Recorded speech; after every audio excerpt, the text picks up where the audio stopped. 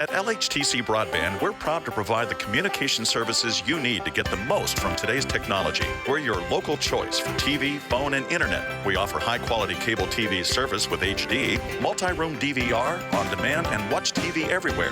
Plus unlimited calling, and our internet is faster than ever with speeds up to 1 gigabyte. With no contracts and local customer service, switching has never been easier. Call today, 724-593-2411, or visit lhtcbroadband.com. How will your college experience transform you? How will you learn to make a difference in your life and the lives of others? At St. Vincent College, we attract high-achieving students who quite naturally place we ahead of me. A small college like St. Vincent gives you more access to the opportunities that will shape your future. At St. Vincent College, we succeed together. Together. Discover the power of we. Learn more now at stvincent.edu. Greetings, Westmoreland County. My name is Jessica Petrovich, and I am your Westmoreland Heritage Director and host of Heritage Happenings here on Westmoreland Gold 98.7 and 97.3 FM, and online at thisisgold.net, sponsored by St. Vincent College. Heritage Happenings is also available as a podcast on all of your favorite streaming services. Please check out Westmoreland Heritage at westmorelandheritage.org, and on Facebook, Twitter, and Instagram for updates on cultural and historical events throughout Westmoreland County. On today's show, we will be talking to both Brandywine Conservancy's Penguin Court and the Compass Inn Museum and Ligonier Valley Historical Society. Both of these organizations are going to tell us about their native plant sale coming up later this spring, and then each of our guests will be sharing a preview for what's to come later in the year from their organizations. So on call with us today are Melissa Reckner, Program Manager at Penguin Court, and Teresa Gay-Rohal, Executive Director of the Compass Inn Museum and Ligonier Valley Historical Society. Both of these ladies will start off today's show by talking all about the grand return of Penguin Court and Compass Inn's native plant sale. Melissa and Teresa, thank you both so much for calling in today. Thank you. It's good to be here. And same here, Jessica. Good to be with all of you. I am so excited as the weather's warming up to talk about these gorgeous native plants that you all have available for the public. So, Melissa, I'll direct my first question to you. Your annual native plant sale is fast approaching, and this is the second annual, is that correct? Correct. Okay, so if you could first talk about the origins of this event for our listeners. This is relatively new to Westmoreland County. Sure. Actually, Teresa and I were talking. She said that my predecessor and her had a conversation about doing something along these lines, but it didn't really come to fruition until after I joined the staff in 2018. We got it rolling in 2020 with our first native plant sale in partnership with Compass Inn. And we figured that with staff at both organizations loving and understanding the importance of native plants, and also to make straight native species more accessible to the public, we decided to collaborate on this sale. Plus, Compass Inn is literally 1 mile from Penguin Court.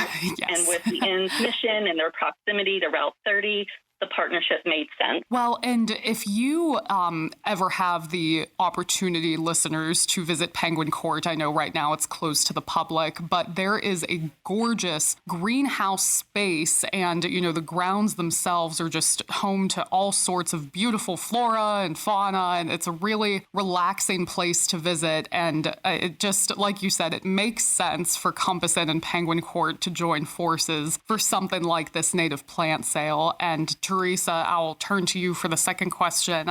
Now that we know a little bit of background for this native plant sale, you know, it's been a percolating idea for a while, and your first one ever was, did you have one last year, or was it 2019 that the first one occurred? Last 2020 was our first sale, and we had originally thought it would be an in-person sale, but because of the pandemic, we quickly pivoted, as many organizations did, to a pre-order sale, and then we had timed pickups to socially distance everyone, and that worked so very well because we knew what plants were already sold, and so we decided to repeat that this year simply because we're still in the pandemic. Mm-hmm. So we are still doing a pre-order sale this year, and it is going extremely well at this point. Yay! Lots of future gardeners. I'm excited to hear about that. Could you share the details for anybody who may not be familiar with how to order their plants and then pick them up? Yes, we do have a lovely catalog that we produce. This year we are offering 24 different native species. Wow. Most are native to Pennsylvania, I believe, and Melissa could jump in. I think only 2 of those are not native to Pennsylvania, but they are native to surrounding states, so they are native to North America. So 24 species that we have been growing. I shouldn't say we, I should say Penguin Court has been growing very wonderfully in that greenhouse you spoke about earlier. Mm-hmm. So they are from local, so we're very excited. I think that's double the plants we had last year, double the species. So to get a catalog, you can either call us at the Historical Society or email us, and I'll give you the phone number to call at 724-238-6818, or email us at info@compassin.org, and Compass is COMPASSININN.org, so that you can receive your catalog.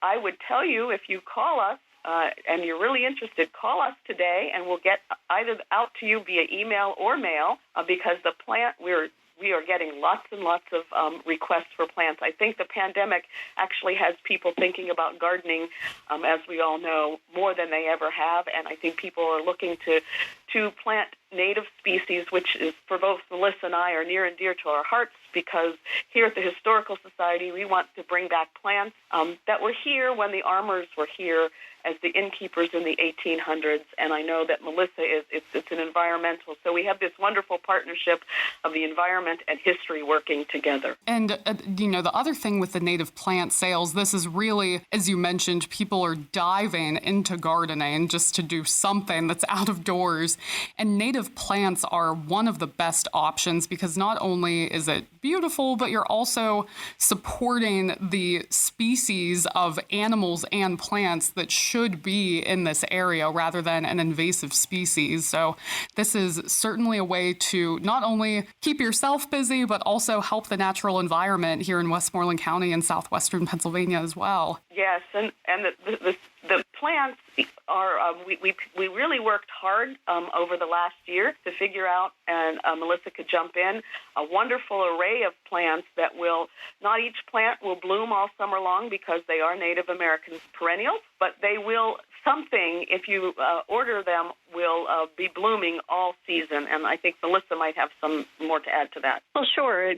You guys hit the nail on the head with the importance of native plants to our local native wildlife and to our insects and our pollinators, which are critical to life as we know it. And a lot of the plants that we did select for this sale, like Teresa said, will offer blooms from spring and through the fall, so that you're offering nectar plants for those early emergence. Then you have when, full-on summer push, and then you need those asters and goldenrods for later in the season, as some species, like monarch butterflies, complete their migration south. Mm-hmm. And so offering fuel and food for them all season is really critical.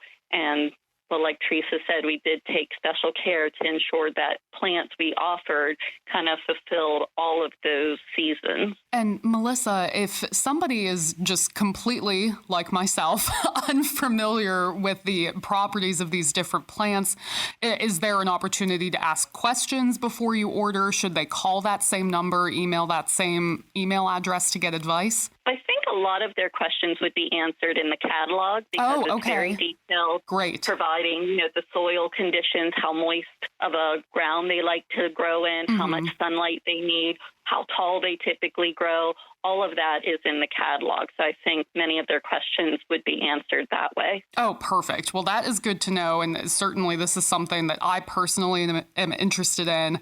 And I think many folks throughout Westmoreland County and the greater region are going to be interested as well. Teresa or Melissa, any other details our listeners should know about this year's event? I'm going to say, this is Teresa, I'm going to say order early. Well, it sounds like you're really popular this year with everybody, so that is good advice. I also wanted to just add to what Melissa said on the catalog. It is very detailed, thanks to all the research that has been done by the folks and particularly Melissa at the Penguin Court.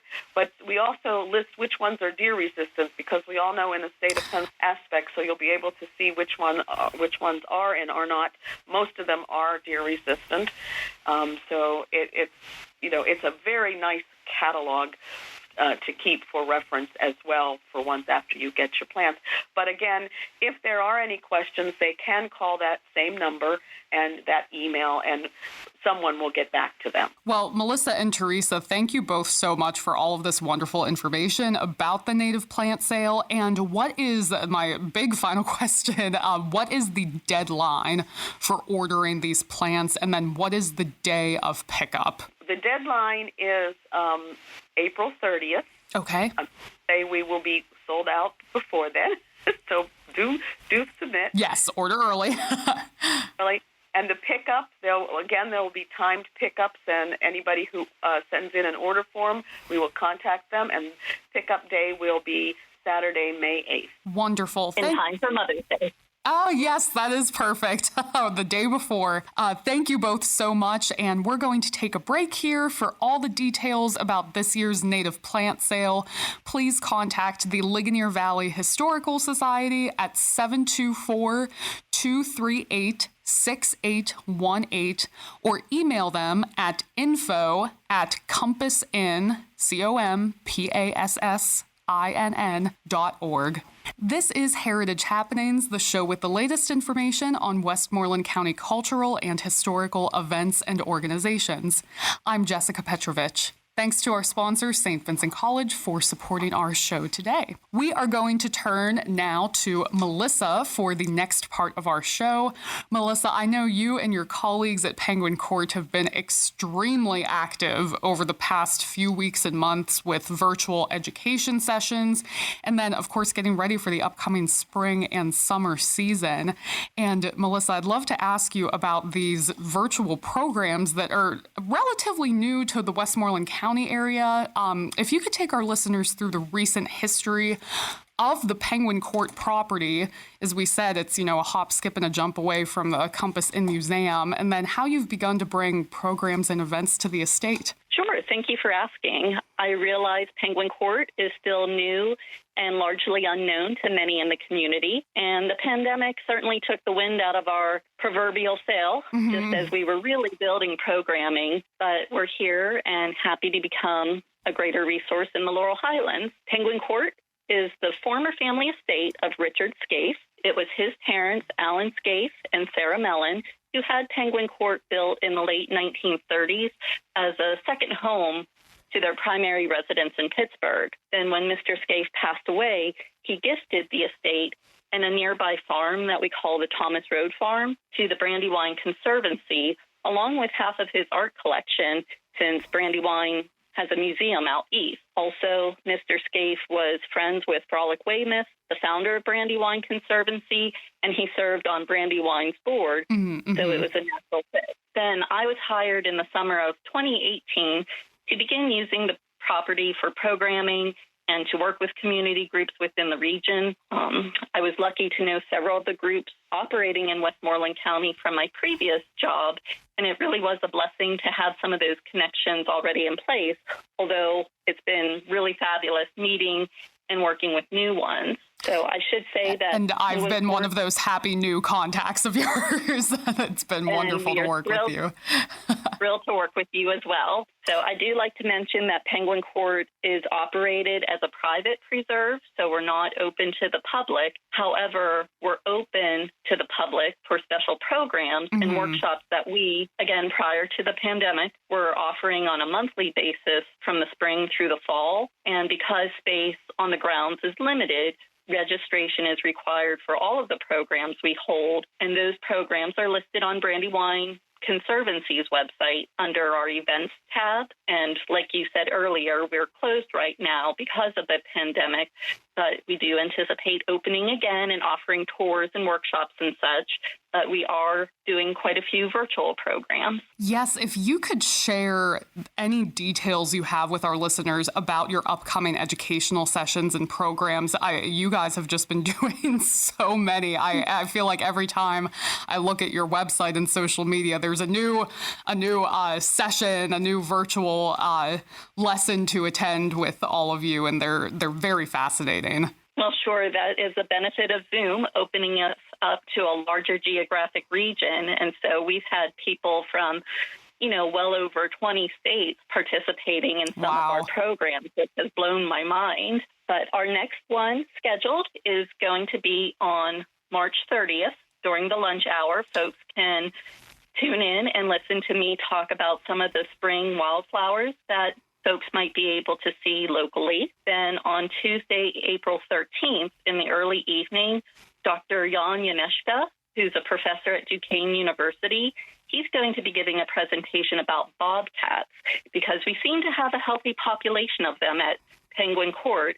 And so Penguin Court and Duquesne University have been collaborating on camera trapping surveys to document bobcats specifically, but also other critters that walk in front of the cameras. And so that's been really cool. I'm excited to learn more about, one of our largest predators, really. Then we're going to celebrate Earth Day on April 22nd, again with an early evening program by Donald Pell, who is an award-winning landscape architect, and he's going to give a presentation that will talk about how to develop natural landscapes with livable spaces in your homes or properties. And then our last session that is scheduled right now is going to be on April 27th.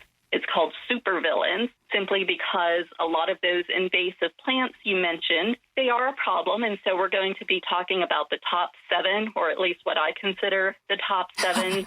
Sadly, there are more than that, but we're trying to keep this program to an hour. And I'll be talking about how to identify some of these invasive plants and some control mechanisms that might work in your landscape. So that's something we're doing in partnership with the Weeders and Cedars Garden Club of Ligonier. We've been collaborating to bring a series of events to primarily Garden Club members this year, but several will be open to the public.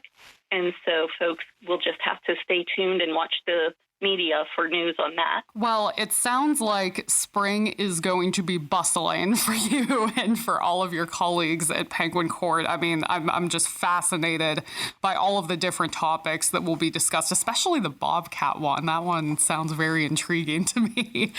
Melissa, do you have anything else to share from Penguin Court? We have these great programs and the hope of opening for physical visits in the future connected with programs. I would say stay tuned. We are doing some additional plant sales with other partners or just on our own later in the year. And a lot of our programming, I like to mention, is geared towards adults because that was really what was identified as a gap area when we had a stakeholders meeting a couple years ago. And it works out really well, being geared towards adults, just given our space limitations and such. And I did want to give a plug to the Pennsylvania Master Naturalist Program.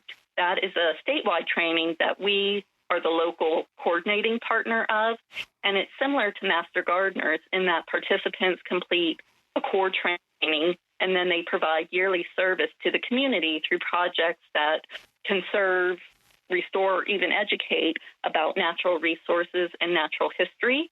So this fall will be our 3rd year for that training, and the application period is supposed to open this month. So if anyone is interested in learning more about that, they can go to pamasternaturalist.org and find the details there, or of course they can contact me at Penguin Court. Melissa, thank you so much for all of this information and for joining us today. There is never a dull moment at Penguin Court, that's for sure. No, it's a beautiful setting. I look forward to sharing it with more of the people once COVID is behind us and celebrating our local heritage. Me too. So listeners, please check out Brandywine Conservancy's Penguin Court at brandywine.org, and you can search for Penguin Court on their website. This is Heritage Happenings, the show with the latest information on Westmoreland County cultural and historical events and organizations. I'm Jessica Petrovich. Thanks to our sponsor, St. Vincent College, for supporting our show today. For our final segment, we are turning back to Teresa Gay-Rohal from the Compass Inn Museum and Ligonier Valley Historical Society. The warmer weather lately has made all of us excited for opening days at Westmoreland County's many historic sites and museums, and Compass Inn is, of course, no exception. So, Teresa, first, could you share the latest initiatives Compass Inn and the Historical Society have been pursuing? The native plant sale, you say, is going extremely well, and I know that you just had a very successful online auction. Yes, we did. We were very pleased with the outcome of that auction. It was our first ever attempt at an online event, and Westmoreland County came out for us, so we want to thank everybody. And I will say, stay tuned. There'll be another auction that we are in the process of planning, which I can't really share any details about yet because it's such a new process, but it'll sometime later this summer, and with things opening up, it will probably be sort of a hybrid event at that point instead of an all online auction. Oh, so, very nice. Well, we look forward to that, that's for sure. Yes, it all helps a good cause, so stay tuned for that. And then, we have these auctions, we have the native plant sale, and then are there any upcoming plans for opening up the museum for public tours in the spring or summer? I know that, caution is still one of the highest priorities for everybody, but hopefully with the upcoming lifted restrictions, that'll help out a little bit. Yes, it will, and we have been planning for a full season. We are fortunate to have enough wide open space that we can hold a lot of our events socially distanced, and if people, we are still in need of wearing masks, that can happen too. So we are planning our opening day for Saturday, May 1st, May Day, and that will be 11 to 4 p.m., and it will just be, sort of a quiet opening for the season, nothing extravagant, but we will start being open on our regular schedule, and you can check our website at compassinn.org for all the details on that. But again, we have planned the rest of our summer season all the way through September. Oh, that's exciting. For opening day, we will have our annual meeting. If you're a member, and if you aren't a member and want to become one, you can call the number we talked about with the plant sale. That'll be on Sunday, June 6th. And we are actually going to have a presentation, the history of ale to whiskey in the 1800s. Ooh. American taverns, since our inn has a tavern of that time period. So we are bringing Will Knight from Maryland out, who is an expert on this, to talk about ale to whiskey. And then our summer living histories are the third weekend of every month in June, July, and August. And our June living history, we tried to have this one last year, but we had to cancel it because of COVID. And it's Professor Chalmers, I can't say that, Bodkin Child's patented medicine and magic show. And Professor Chalmers was an actual medicine show person in the 1800s who traveled through Pennsylvania. And we have a reenactor who has learned about his life and his family and his snake oil. And he will... that whole weekend, he will be bringing his medicine show. He will be bringing Professor Chalmers to life here at Compass Inn to talk and to see, for people to see what the folks at Compass Inn in the 1800s might have experienced. Wow. Someone came through. It was very common. He's also promised to have a dime show, or a dime, what they called a dime museum, that had all kind of oddities that many of the carnivals later on, Barnum and Bailey, and that took into, the bearded lady and all of these things. Oh, my goodness. Wow. Dime museum as well. There might be some dinosaur bones and things like that. So it's very exciting, and Eric travels all around the country and does this medicine show, and so we're very excited to have him both the June 19th and 20th. And on June 19th is our annual Hammer In, as well as the medicine show, and that's a blacksmithing event where the Pittsburgh Area Artisans Blacksmith Association, between 25 and 30 of their blacksmiths will be here hammering away at the same time, creating items, talking to the public about their craft and their skills. And everything they make that day will be left behind as a donation for Compass Inn for us to sell in our gift shop. Wow. Oh, my goodness. Well, my next question for you really is kind of irrelevant now, because I say, I'm asking you to look into a crystal ball for all of these future events, but it sounds like you really know what's happening for the summer and the spring. Do you have any major events or programs planned for later in the year besides the ones that you mentioned? Yes. Well, in July, we also have a Living History, and that is actually centered around the War of 1812. So it's civilian naval agents and the War of 1812. So there will be a company coming out of Virginia that will be portraying the ship's company from that time period and how they went about attracting young men to become sailors, particularly during the 1812. And you might say all the way here where there's no ocean in Locklandtown, but believe it or not, many of our iron furnaces in this area made cannonballs for the War of 1812. Oh, wow. Naval agents out this way recruiting young men to serve along the ships, particularly up in Erie. And at the same time that they will be here, we are also going to be celebrating the obsession of cricket, the game cricket in America, because Western Pennsylvania was a hotbed for American cricket in the 1800s. There were teams all over Western Pennsylvania. So we have a reenactor coming out of Ohio to celebrate cricket and to teach people and engage people in the game of cricket. So it wasn't just a British adventure. It was also an American adventure. And then in August, we have our Living History that weekend, which is Protecting the New Frontier, which is our own local Proctor's militia. We'll be here to talk about how Western Pennsylvania was the new frontier in the early 1800s. And what the militia did and how they were under John Proctor and how they protected, and then their way of life in camp. And then lastly, we will end the summer season with what we're calling Hop Through History. It's a home brewing competition. And wow. Saturday, September 11th, and details will be coming out in the next few weeks as if you're a home brewer, how to enter that competition. And if you're not a home brewer, there'll be details of what you can do during the competition. That's going to be great fun and centered all around our favorite topic, beer. Oh, my goodness. Well, Teresa, thank you so much for your time this morning. I really appreciate it, and you've made me excited for this upcoming summer. It sounds a lot more involved than the summer of 2020. More involved. Well, thank you. And please check out the Compass Inn Museum and Ligonier Valley Historical Society and all of their upcoming events at compassinn.org. And you can also find them on Facebook, Twitter, and Instagram. This is Heritage Happenings, the show with the latest information on Westmoreland County cultural and historical events and organizations. I'm Jessica Petrovich. Thanks to our sponsor, St. Vincent College, for supporting our show today. Before we close, a quick announcement to share from St. Vincent College, our show's sponsor.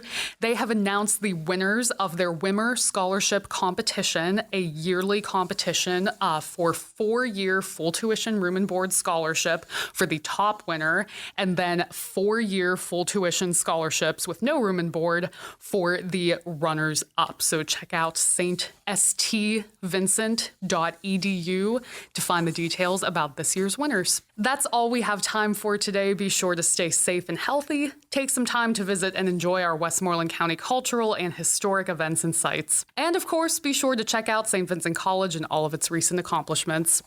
Follow Westmoreland Heritage on Facebook, Twitter, and Instagram, and check out all of our information on westmorelandheritage.org.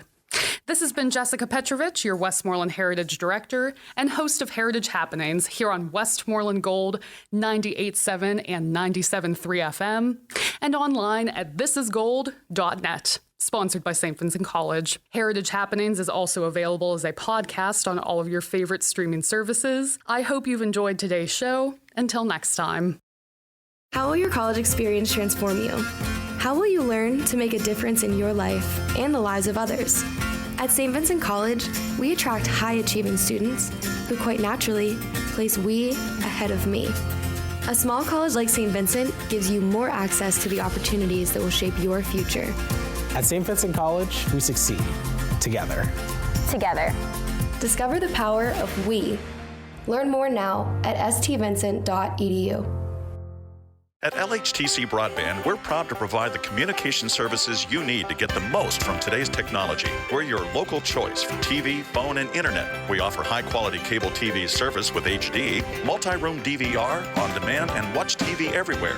Plus unlimited calling, and our internet is faster than ever with speeds up to 1 gigabyte. With no contracts and local customer service, switching has never been easier. Call today, 724-593-2411, or visit lhtcbroadband.com.